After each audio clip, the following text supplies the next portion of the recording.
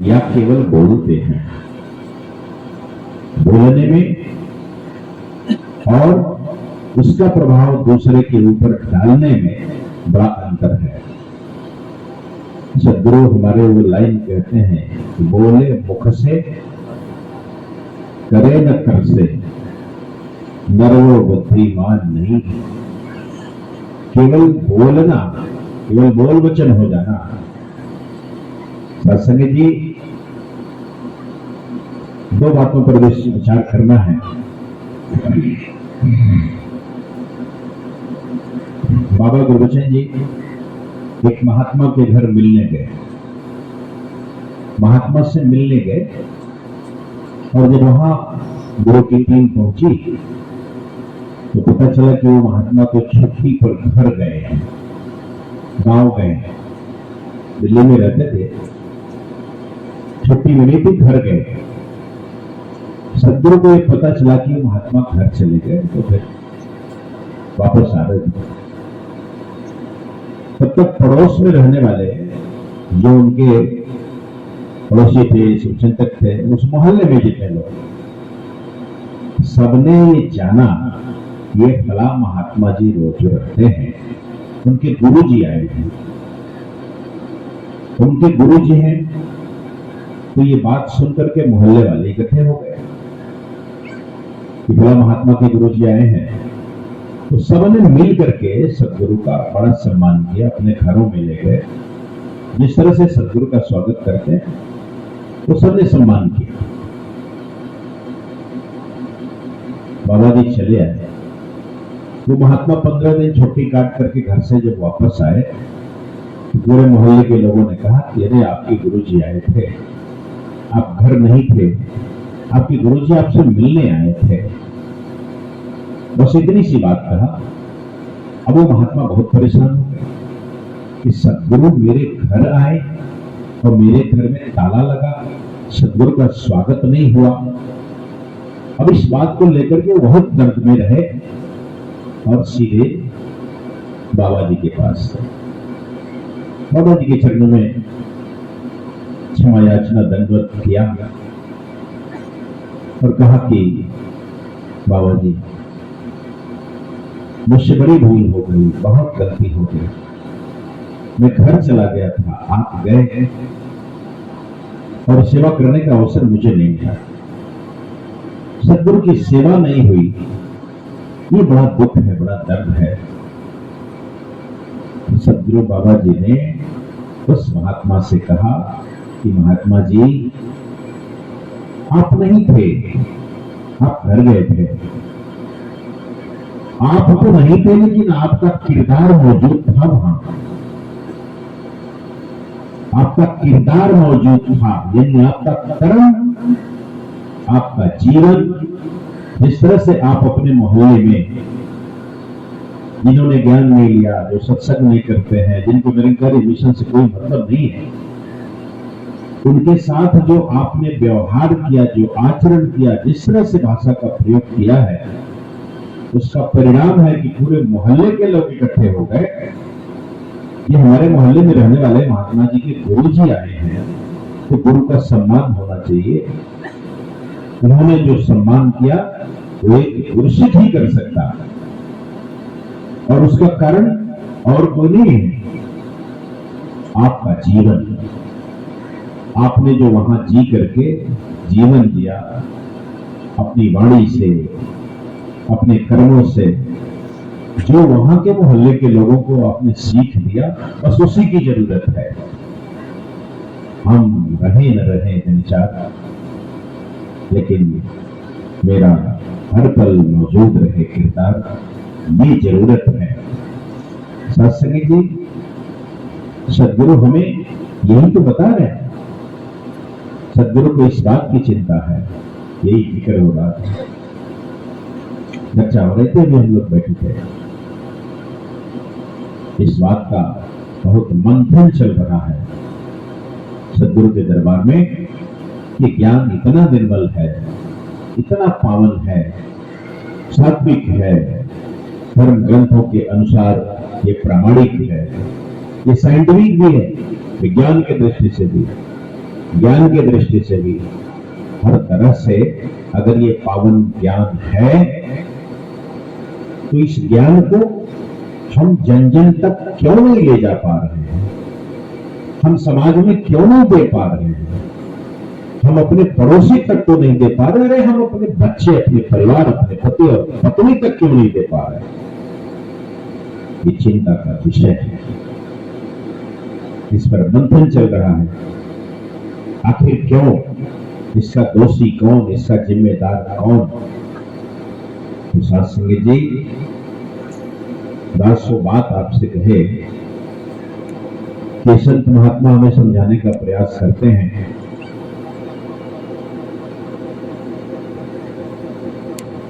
हमारे नेताजी सुभाष चंद्र बोस जी ने एक डायरी लिखी अपनी, उनकी किताब है। तो किताब में उन्होंने लिखा कि स्वामी विवेकानंद जी के बहुत बड़े भक्त थे। उन्होंने लिखा कि काश मेरे जीवन में अगर स्वामी जी होते तो मैं उनके चरणों में अपना जीवन गंवा देता। इतना प्यार। अब वो स्वामी जी से क्यों प्यार करते, स्वामी जी के जीवन में क्यों इस तरह का उन्होंने लिखा, क्या इस धरती पर और कोई नहीं था, क्या उसके बाद ऐसा कोई संत, ऐसा कोई सन्यासी, ऐसा कोई ब्रह्मज्ञानी नहीं हुआ। सत्संग जी, उन्होंने एक जिगर लिखा, उसमें आगे प्रसंग लिखा है, आप सबने पढ़ा है, महापुरुष जानते हैं कि जब वो 1893 में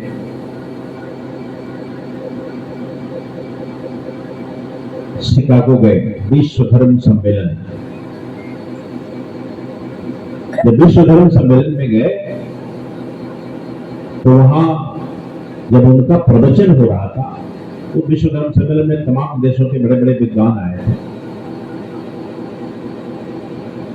लेकिन उसमें सबसे अंत में स्वतंत्र कर दिया गया। उनके सामने कोई विषय नहीं लिखा था, जीरो लिखा था, ये तुम जो मन करे सो करो। स्वामी विवेकानंद जी ने उस जीरो पर बोला था, जिसे आप कहते हैं अखंड मंडलाकारम व्याप्तम येन चराचरम, जिसे आप बोलते हैं वो जीरो है, अखंड है, मंडलाकार, मंडल माने गोल। जिस तरह से एक सर्कल होता है, एक गोला होता है, और गोला अगर किताब में बना हुआ है, अगर पूछा जाए बच्चे से बताओ ये गोला कहां से शुरू हुआ और कहां खत्म है, कोई जवाब नहीं, उसमें पता ही नहीं वो कहां से बनना शुरू हुआ और कहां खत्म हुआ। तो जिस तरह से एक सर्कल गोला होता है, वो कहां से बनना शुरू हुआ और कहां खत्म हुआ उसका पता नहीं, ठीक उसी तरह से मंडलाकार है, ये निरंकार है। अखंड मंडलाकार व्याप्तम येन चराचरम, आज जो चराचर सब में व्याप्त है।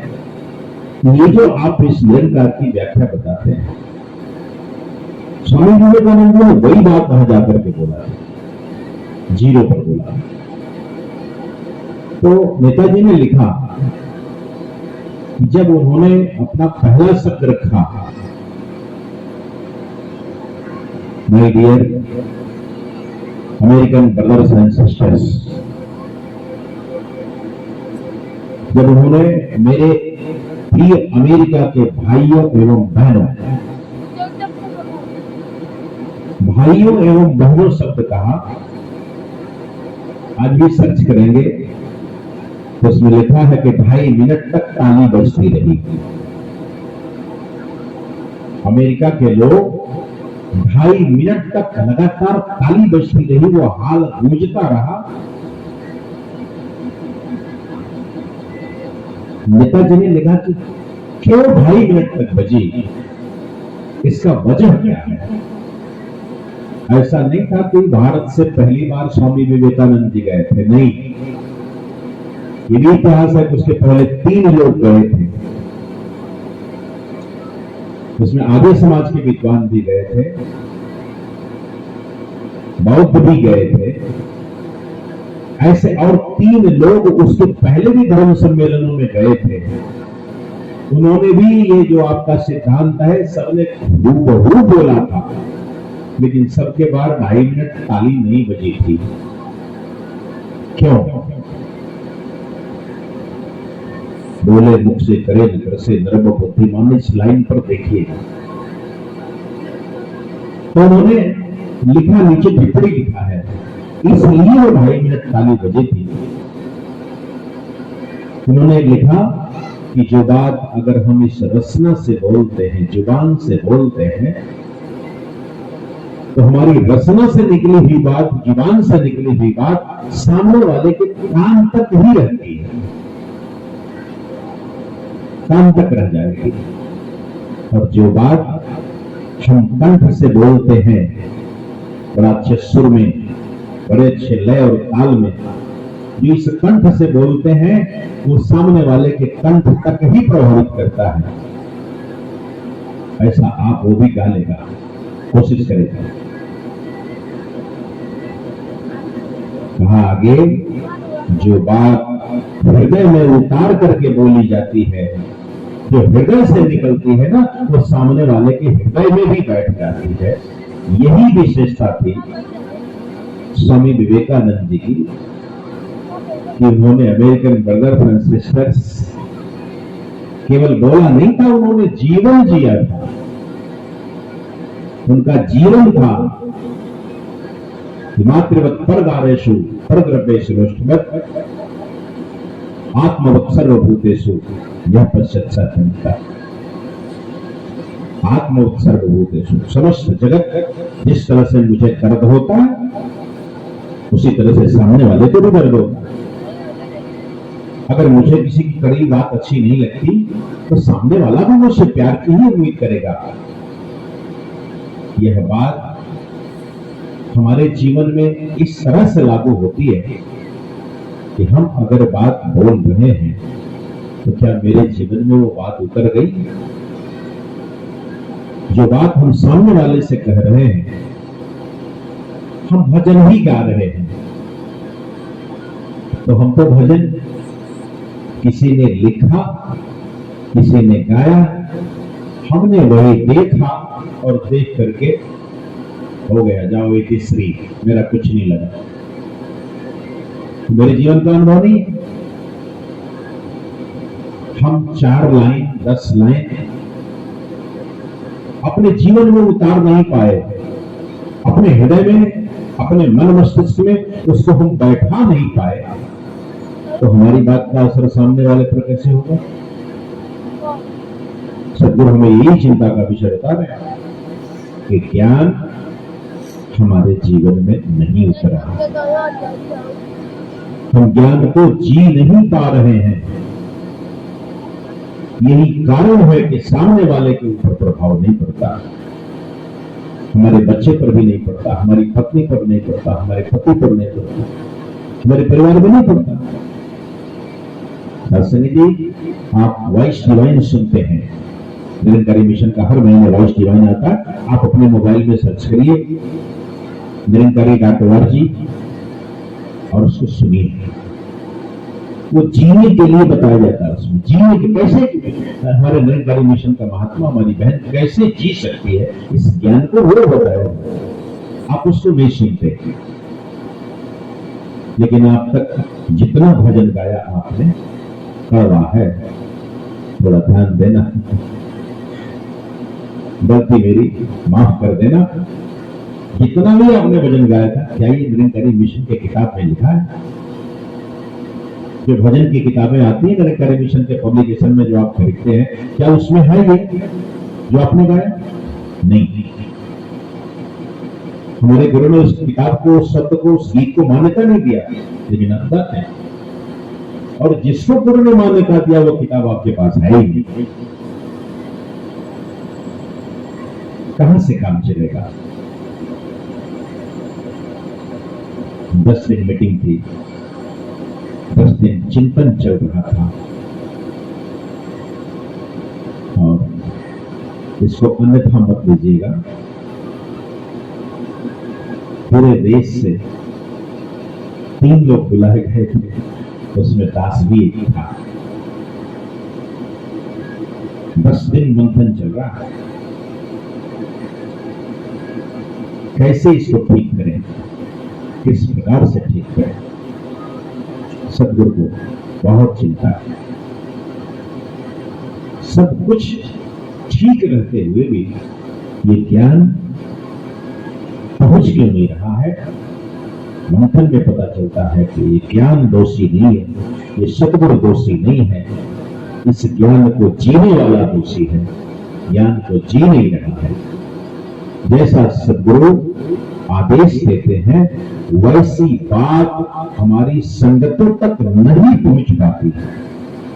आपने राजभद्र जी का वो विचार सुना होगा कि ताली बजाने के लिए तो मना नहीं किया गया, फोटो खींचने के लिए मना तो नहीं किया गया, लेकिन कैसे चला गया वो ताली नहीं बजाना, फोटो नहीं खींचना। मना तो ये किया गया कि जो बड़ी अच्छी बात आती है, भजन विचार आते हैं, आप उनका उत्साह वर्धन कर सकते हैं, ताली बजा सकते हैं, लेकिन ध्यान रखना कि वो बात आपके बाहर न निकल जाए। कहीं वो बात आप सुने ना, केवल ताली बजा दिए हो गया। ताली आप बजाइए, लेकिन वो बात आप तक रहनी चाहिए। यहां से जाने के बाद कोई पूछे किस बात पर ताली बजी थी, तो बात आपके जीवन में रहे कि हाँ ये बात बहुत अच्छा कहा उन्होंने, ये लाइन बहुत अच्छी कही। वो लाइन आपको याद नहीं है, ताली याद है। उन्होंने कहा बस इसके लिए बना था, लेकिन मैसेज कहां चला गया, ताली नहीं बजाना, एकदम नाक कान बंद करके बैठो। नहीं साथ संगत जी, यही चिंता का विषय है, और उस चिंता का विषय, उसका निवारण हमारे पास, हम सबके पास। जो वाइस डिवाइन की बात कर रहा था, निरंकारी मिशन की एक बड़ी अच्छी भजन गायिका है पुष्पलता जी, उनका इंटरव्यू में महात्मा ने पूछा कि आप निरंकारी मिशन में आई कैसे। आपके पिताजी तो निरंकारी मिशन के जो मैनेजिंग कमेटी है उसमें मेंबर हैं, बड़े विद्वान भी हैं, तो आप आई कैसे। उस बहन जी ने अपना जो जिक्र किया, एक गुरसिख कैसे जीता है उस पिता के जीवन से और उस बच्ची के जीवन से। तो उन्होंने कहा कि जब मैं छोटी थी, जब मैं 5वीं 6वीं में पढ़ती थी, पिताजी मॉर्निंग संगत में जाना होता था, हम लोग सोए हैं और पिताजी सारी क्रिया करते हैं, स्नान कपड़ा सब पहन लिया, 6 बजे जाना है, 5:30 बजे रेडी हो गए, और रेडी हो गए तो फिर कहते थे सद्गुरु कृपा करो, ये हमारे महात्मा आपके ऐसे भगत ये सोए हुए हैं और अभी जगना है, इनको फ्रेश होना है, संगत में जाना है, आधे घंटे और समय है, सद्गुरु कृपा करो, वही निरंकार कृपा करो मालिक, ये जो महात्मा अभी सोए हैं, अब ये 20 मिनट रह गए, अभी सत्संग में जाना है, समय कम है, महात्मा अभी सोए हैं, नींद नहीं पूरी हुई, कृपा करो सद्गुरु कृपा करो,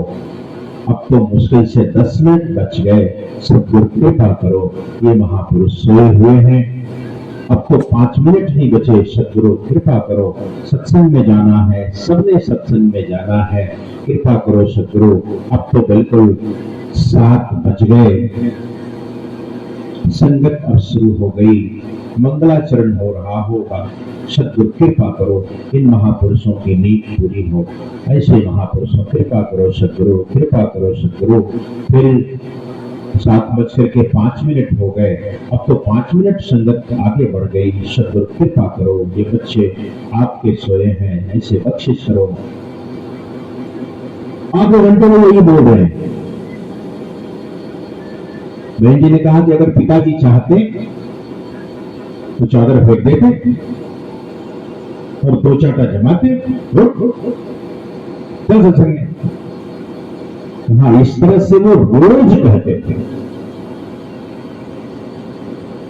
और अंत में जब 10 मिनट बीत गया, 15 मिनट बीत गया, तो हम लोग भीतर मन में करते, आंख धो करके चलती और कपड़ा पहन करके चलते, फिर वहां जाते, संगत में जाते, महापुरुषों से अरदास करते, कृपा करो ये बच्चे, ये हमारे महापुरुष बड़ी नींद में थे, बख्श लेना, इसके कारण से देर हो गई, सदगुरु क्षमा कर देना। कहा पिताजी कभी डांट करके नहीं बोले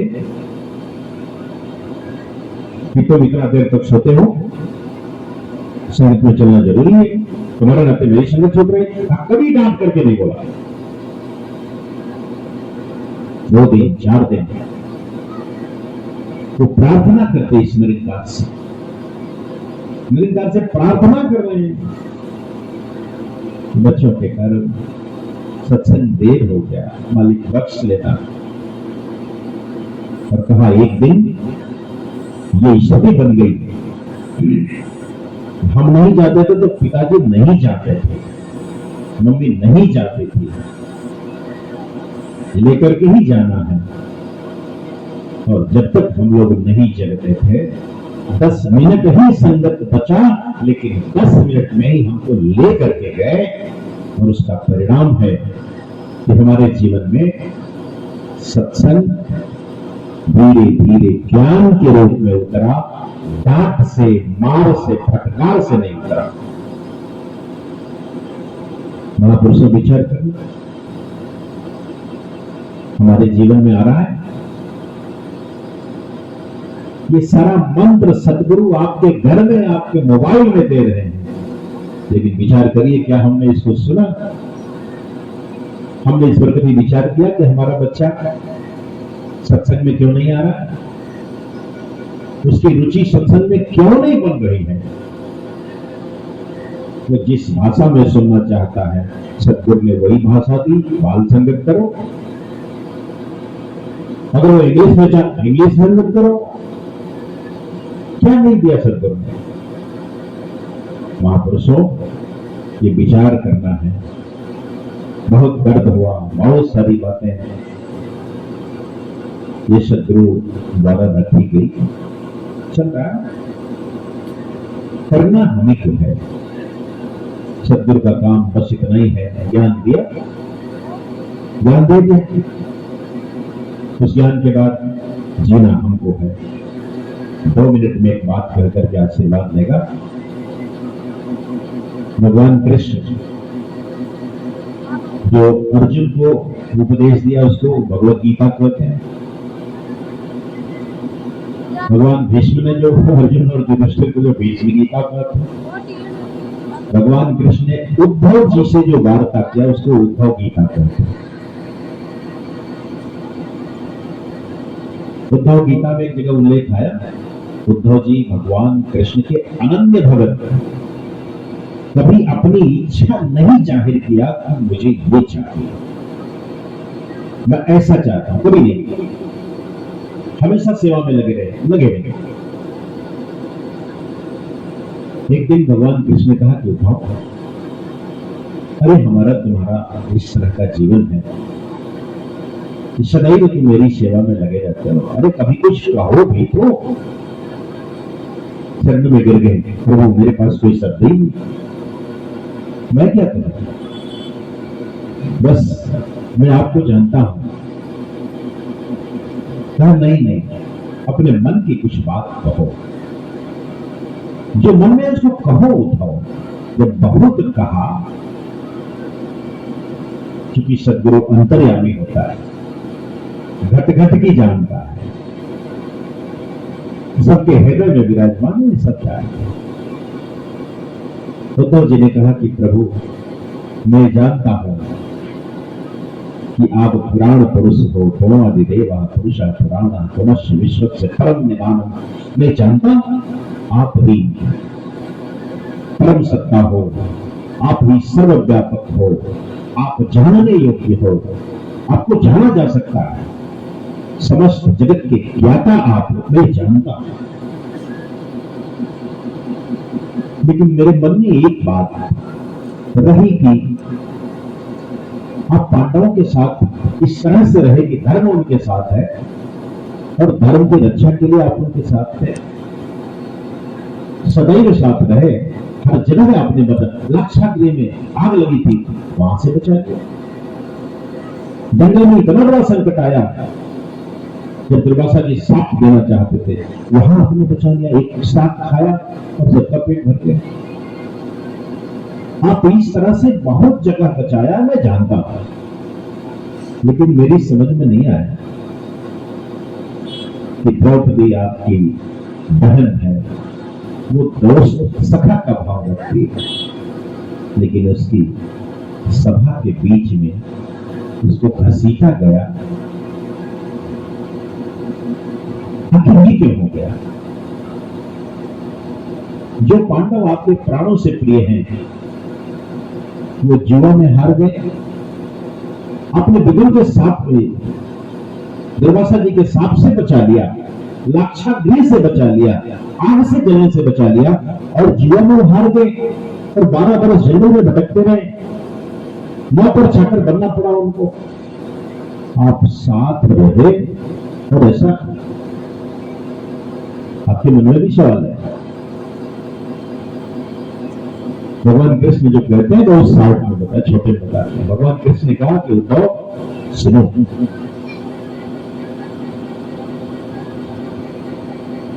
द्रौपदी तो इस तरह से हुई, वो आप जानते हैं। आप कहते हैं ना कि भाई वो तो भीष्म पितामह को, तो फला को, तो फला को, फला को, भीष्म को हरिया जुटा रही थी। अंत में बुलाया तो अंत में आ गए। जो आपके ज्ञान की बात है, जो विवेक की बात है, भगवान कृष्ण ने कहा कि उद्धव, जब जुआ खेलने युधिष्ठिर जा रहे थे तो मैं भी साथ में था, 5 भाई थे, मैं भी था, और जा रहे थे। और जब उनके हम अतिथि गृह में गए तो हम सब लोग उस हाल में रुके, तो युधिष्ठिर ने कहा कि केशव देखो, ये हमारे परिवार का मामला है, क्योंकि मेरा वो भाई है, छोटा है, उसकी अभिलाषा है जुआ खेलने की, तो परिवार हम लोग खेल लेंगे। केशव आप किसी भी विश्राम करो, और विश्राम करो, फिर जरूरत होगी तो हम आपको बुलाएं। कहा कि बड़े भैया है, राजा है, तो फिर मुझे उनकी बात स्वीकार, ठीक है भैया, मैं यहीं बैठा हूं। मैं उसी अतिथि गृह में बैठा रहा और उधर भीतर जुआ चलता रहा। उद्धव जी से कहा, तुम बताओ, मैटर तो वहां परिवार का था ना, दुर्योधन उनका भाई था, लेकिन जब वो जुआ होने लगा तो महामूर्ख दुर्योधन था, लेकिन उसका विवेक जग गया, और विवेक जगा तो उसने कहा कि भाई जुआ तो हमारे और युधिष्ठिर के बीच में हो रहा है, लेकिन यहां मेरा पासा, मेरा मामा शकुनी चलेगा। भगवान कृष्ण ने कहा कि तो तुम बताओ, अगर उसका पासा, उसका मामा चल सकता है, तो युधिष्ठिर ने क्यों नहीं कहा? जब बात परिवार से बाहर चली गई तो हमारा भी परिवार उधर बैठा है, तेरा मामा चलेगा तो मेरे मामा का लड़का चलेगा, क्यों नहीं कहा? ये ज्ञान रहते हुए अगर इसका उपयोग जीवन में नहीं हुआ, अगर हमारा विवेक नहीं जगेगा, तो हमें भी इसी तरह से वनवास जाना पड़ेगा, हमें भी दुर्वास करना पड़ेगा, हमारे बच्चे भी हमको निकाल के बाहर करेंगे। इसलिए शास्त्र में जी, ज्ञान को अपने जीवन में उतारने की कोशिश करना बड़ी रहमत है, सदगुरु की कृपा है। हमारी बहन रंगवासी जी महासागर जी ने आज ये साल का पहला दिन हमको सदगुरु के चरणों में बैठ करके मिलकर कामना व्यक्त करें, हृदय से आभार व्यक्त करें। इस साल को आपने गुरु के साल से शुरू किया, गुरु के